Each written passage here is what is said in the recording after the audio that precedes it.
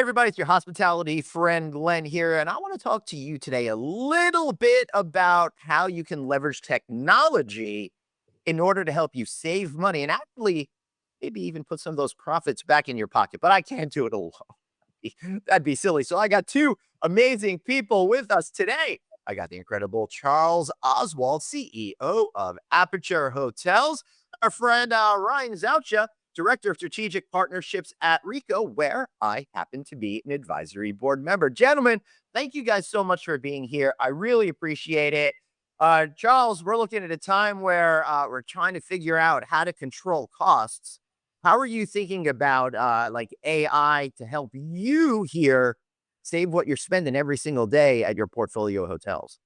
Well, yeah, it's a great question. One of the challenges I think that we face today, in particular, is the tariffs has really changed the landscape when you're talking about purchasing, and whether it's where you source it from and how that can affect the costs, or the speed to market and getting into your hotel and your business.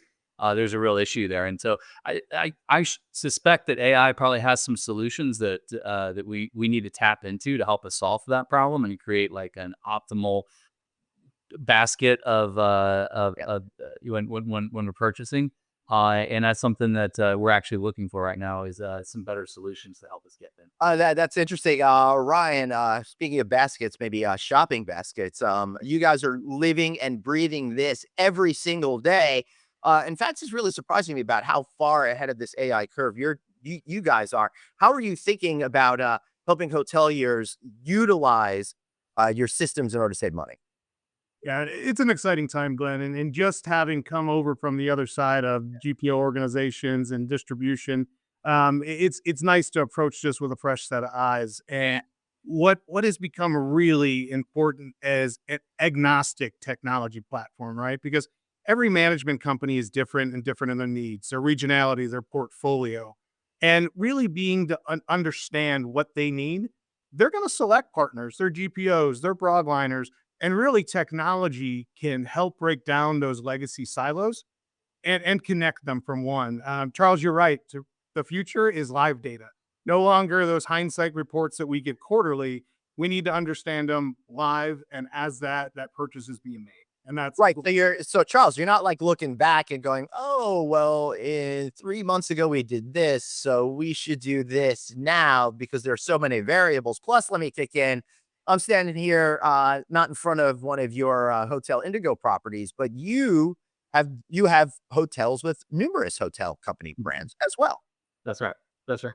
Yeah, and so with lots of brands, one of the things that we had nailed down really clearly, of course, is what is the product spec.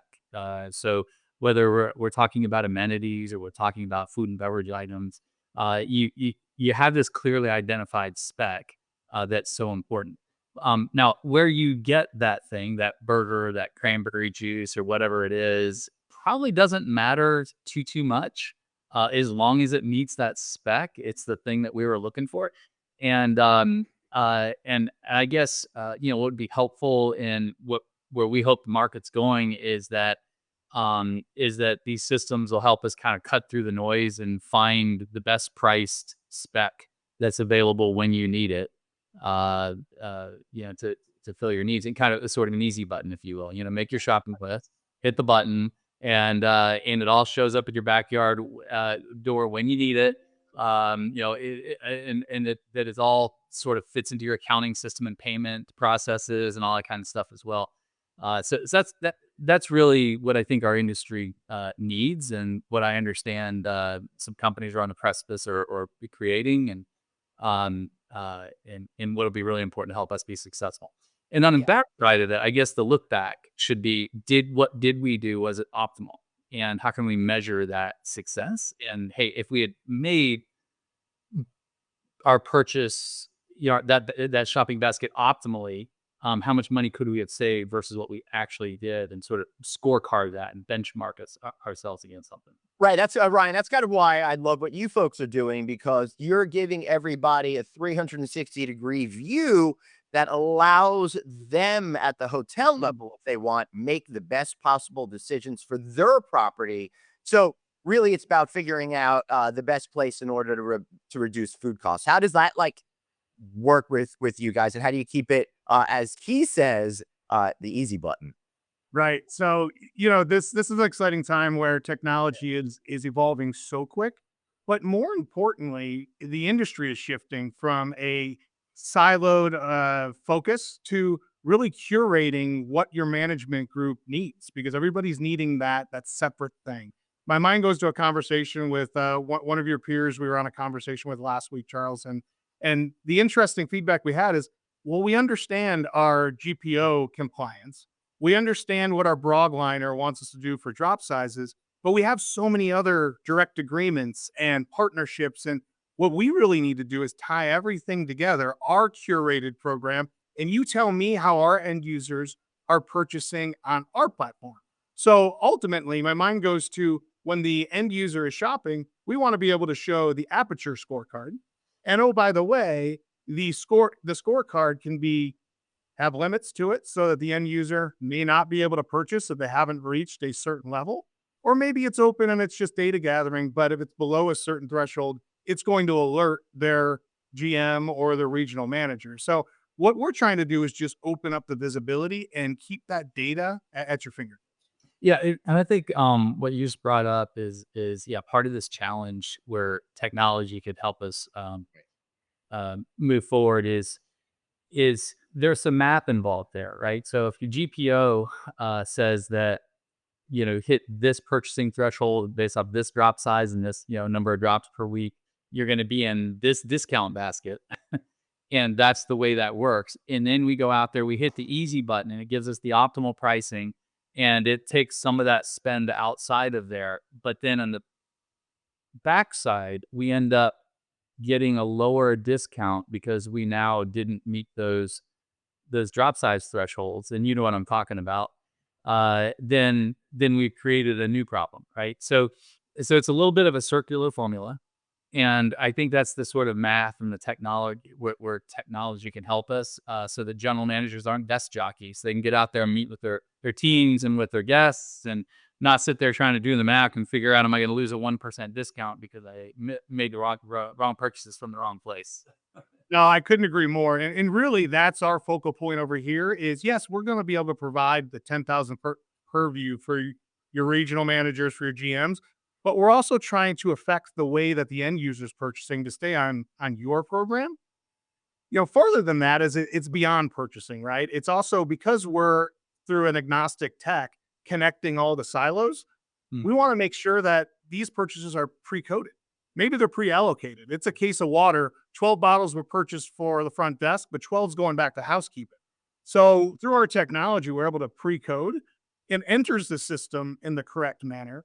It flows through, then your invoice comes in already pre-coded, already allocated. And a great quote we just got from one of our partners is, our technology saves the GM 8 to 10 hours a week. Well, I can't imagine what happens to guest satisfaction, and the GM gets a full day back to focus on their guests. Yeah, and that's really important because that's what's most important. You hoteliers out there are probably trying to achieve more with less, and you need to be in front of your people. We all know how amazing every hotel we step into is, and the big defining factor is the people power. And by saving time, you're out there more in front of people. Charles, how are you seeing these things at the real world property level? Well, yeah. So practical applications, what you described, the bottled water. I mean, goodness, it's used in the pantry, right? The market. It's used for back of the house purposes. It's used in banquets. It's used in the restaurant, etc. And guess what? All of those are different departments. It could be different coding on your and that practical application is really important to help keep our general managers focus on more strategic things than sitting there at the desk and having to code the invoices. We'd rather they see it already done and like approve it and make sure that it was right, and move on. But I think that efficiency is great. Yeah, I want to head towards wrapping up with and with a great encouragement for everybody to rethink that conventional thinking. And just because you've done something one way or purchased something one specific way doesn't mean it needs to be that way in the future. Charles, I got cranberries on my mind, and you got a related story. Yeah.